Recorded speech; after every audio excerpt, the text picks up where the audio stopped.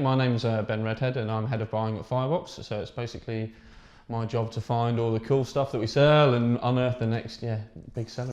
So here's the story. At midnight last night, the announcement was made that you'd be able to buy your own BB-8 from Star Wars. And so we headed along to British retailer Firebox to have a look in person at this plucky little robot and to see what it was it had to offer. So as you can see from the box, it's the experience starts straight away as soon as you get the product, but then there's the app that goes along with it that you use to control. Again, it's incredibly well branded. The whole thing is totally Star Wars.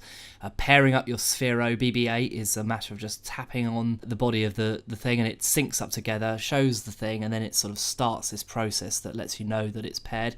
And then you can start the fun bit, the driving. And we'll get to the driving in a little bit. But I first wanted to ask Ben from Firebox a little bit more about Star Wars merchandise in general and BB-8 in particular, and about whether or not it was an automatic done deal that if you put something with a Star Wars logo for sale, it would just sell brilliantly. It is and it isn't. I think, yes, the brand of Star Wars is so powerful that it almost we could put anything on the site that sells, but we personally try to put sort of the best of the best Star Wars products on so that when we do put them on, it makes a sort of monumental splash rather than just sort of hundreds of products trickling along, if you know what I mean. Yeah. So the BB-8 went on sale at midnight officially. It did. How were the initial sales?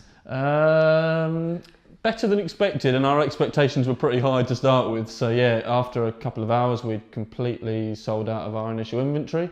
But fortunately, the guys at Sphero are absolutely excellent, and we were restocked almost immediately. So yeah, we've been in stock all the time. But yeah, the sales have been absolutely phenomenal. So in the box, you get the Sphero, obviously itself, the BB-8. But you also get the wireless charging dock, which is quite clever. So BB-8 just sits in this little dock. And as you can see, his head detaches. It's got some wheels on that keep it rolling and a magnet which keeps it in place. Pairing, very easy. Sphero BB-8 lights up blue to let you know you're paired and lights up red when you're shutting him down.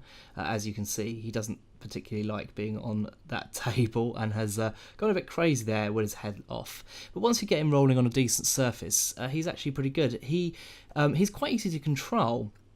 But what you will notice when you use him is that his head waves around all over the place. It's fairly comical to watch. So he's not difficult to use. He just looks a bit of a mess while he's doing it. I suspect in the movie he'll be a little bit more composed. But he is a really plucky and amusing little character. And for about £120, about $150 US, it really is a great toy. My last question for Ben was, what is it about BB-8 that makes it just so special? It's a bit of a strange one to put my finger on. I think obviously the Star Wars branding behind it does help. I think the fact that they went for the whole Force Friday thing, where it was sort of a big unveiling and it created a load of hype, helped. But the thing I struggle to put my finger on is that obviously no one knows what the film is going to be about. Nobody knows how much of a part BB-8 will play. But there's kind of just this instant sort of, you just like him immediately, you love him immediately, you want to, you know, and there's this real sort of feeling that, you know, I guess everybody needs to have their own sort of little droid.